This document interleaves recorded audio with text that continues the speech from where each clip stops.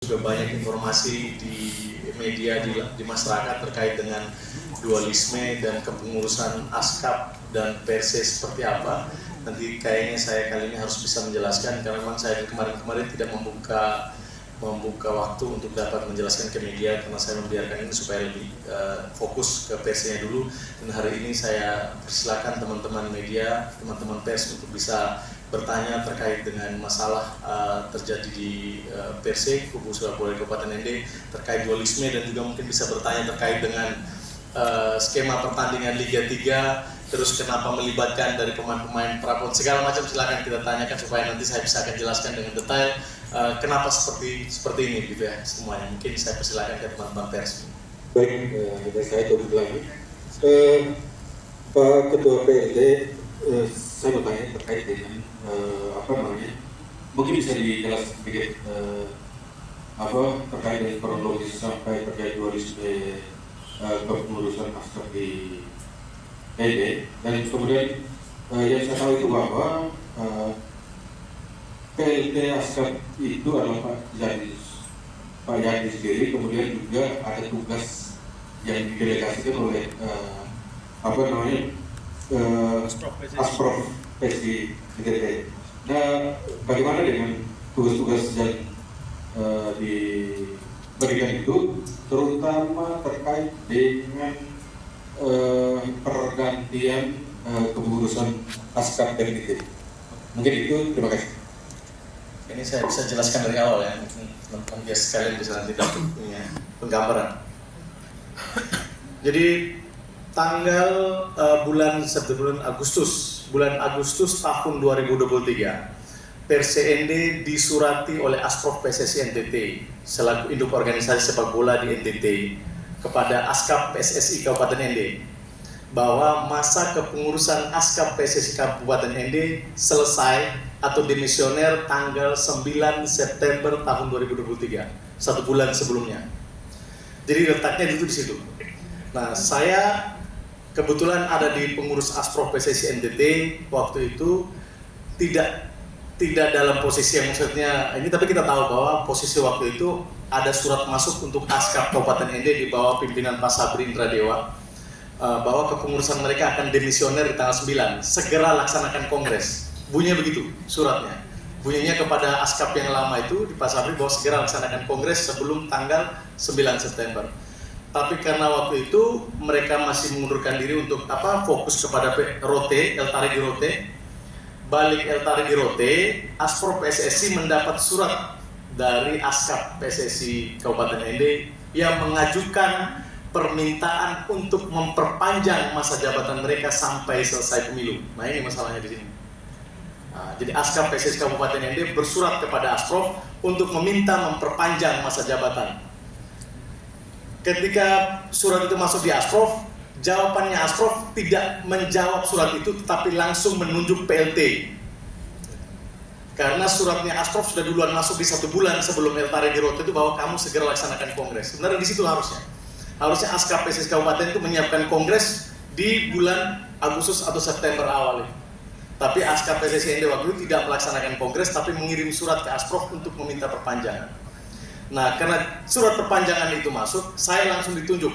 Nah, saya langsung ditunjuk dari PLT ASKAP itu kebetulan karena memang posisi saya sebagai pengurus Asprof PSSI NTT dan juga mungkin orang ND dipercayakan oleh Pak Kris Buik selaku Ketua Asprof untuk menjadi PLT. Di dalam SK itu ada poin yang ditunjukkan kepada saya bahwa tugas pertama saya adalah untuk yang pertama membenahi kepengurusan, registrasi ulang semua klub yang ada di bawah Kabupaten ND, menyiapkan prakongres, melaksanakan kongres. Terus ada poin tambahannya, apabila ada kegiatan yang dilaksanakan atau yang diperintahkan oleh Asosiasi Asprof PSSI NTT dalam masa persiapan kongres, PLT diberi kewenangan untuk dapat melaksanakan kegiatan. Itu ada di SK saya selama masa transisi, selama masa persiapan kongres dan lain-lain. Nah, kenapa tadi ditanyakan kenapa saya tidak melaksanakan kongres? Karena memang posisi setelah September itu sudah mulai persiapan kita untuk pemilu biasanya. Kami ada siapkan pemilu, terus ada U17 di Bejawa.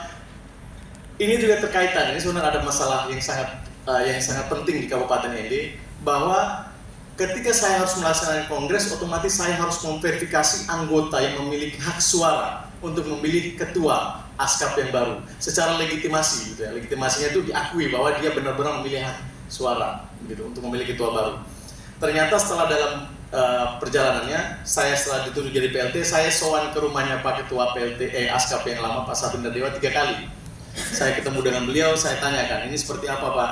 Om, saya waktu itu masih panggil dia Om, ini seperti apa kronologis, apakah ada perintah-perintah untuk saya sebelum melaksanakan prakongres dan lain-lainnya, atau mungkin ada program-program yang belum selesai dalam masa-masa ini, atau mungkin registrasi ulang klub dan segala macam sebelum kita melaksanakan kongres.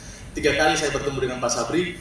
Pertemuan malam kedua Pak Sabri mengundang semua pengurus ASKAP yang lama, termasuk ada Pak Arief dan teman-teman semua. Di situ Pak Sabri Nardewa mengatakan bahwa saya sudah selesai urus bola di Kabupaten Ende. Saya tidak lagi mengurus sepak bola. Saya sudah selesai, saya libur. Sekarang ini yang mengurus sepak bola di Kabupaten Ende sementara adalah dia pakai bahasa kita, aneh saya Pak Yadi, ini si ponakan saya juga yang mengurus. Jadi saya punya kegiatan sudah selesai. Jadi itu langkah-langkah selaku saya sebagai orang yang baru dan juga masih orang Ende juga, kita kepentingan adab itu duluan. Jadi saya bertamu ke beliau, saya minta pengarahan, saya minta juga petunjuk dari beliau waktu itu. Setelah ketemu dengan Pak Sabri, saya ketemu ke Pak Arief. Saya ke rumahnya Pak Arief 3 kali, 2 kali malam. Dan saya bercerita juga yang sama dengan Pak Arief. Saya bilang, Om, ini seperti apa versi ke depan dan seperti apa. Itu saya sudah melaksanakan pertemuan juga dengan beliau. Itu sebelum surat yang U17. Bahwa memang kegiatan saya belum melaksanakan kongres karena memang ada kegiatan U17, kemudian ada pemilu. Nah, makanya saya diperpanjang masa kongresnya saya. SK saya pertama itu 3 bulan sampai dengan Desember. Kemudian saya diperpanjang sampai dengan 6 bulan, dengan sampai di bulan Juni nanti saya punya masa PLT selesai. Saya berharap selesai dari Liga 3 Nasional ini, saya sudah bisa melaksanakan prakongres, memverifikasi semua hak voter-voter yang memang secara legitimasi dapat memilih ketua baru. Kalau mungkin dalam tanda petik saya mengatakan bahwa ASKAP PSSI Ende itu selama 5 tahun itu tidak pernah ada kegiatan. Saya ini seperti membangun ulang asosiasi ini. Itu. Jadi tidak pernah ada kegiatan yang dilakukan oleh ASKAP PSSI Kabupaten Ende dengan kepengurusan 5 tahun itu. Tidak pernah ada kegiatan. Jadi secara legitimasi saya tidak bisa menunjuk klub mana yang punya hak suara untuk memilih ketua baru. Karena di statuta, kalau kita bicara statuta PSSI dan statuta ASPRO PSSI NTT bahwa 3 tahun berturut-turut atau 3 kali berturut-turut tidak melaksanakan kegiatan yang dilaksanakan oleh ASKAP, semua keanggotaan dianggap gugur. Itu diamanatkan di statuta PSSI dan statuta ASPRO PSSI NTT. Sehingga secara legitimasi saya tidak mungkin menunjuk klub seperti IM, klub Mutmainah, klub Irama, klub Kalvari, klub segala macam itu untuk jadi punya hak suara untuk memilih. Secara legitimasi tidak bisa. Karena mereka ini tidak pernah aktif selama 5 tahun kepengurusan ASKAP. Makanya saya ditunjuk untuk dapat, ini surat ini saya kirim ke ASPRO bahwa anggota di Ende itu sudah tidak ada semua Pak. Saya harus bangun baru, saya harus pilih ulang baru, dan saya harus registrasi ulang klub baru bisa saya laksanakan kongres. Jadi itu yang menyebabkan saya agak ngolor untuk melaksanakan kongres PSSI untuk memilih ketua ASKAP yang baru. Bukannya saya tidak mau, tapi saya bingung mau pilih siapa. Itu untuk menjadi hak suara atau voter. Makanya saya harus buka registrasi, mungkin dalam waktu dekat saya akan meregistrasi ulang klub-klub yang ada di Kabupaten Ende. Terus secara hukum nanti bisa untuk kita laksanakan kongres persiapan untuk memilih ketua yang baru.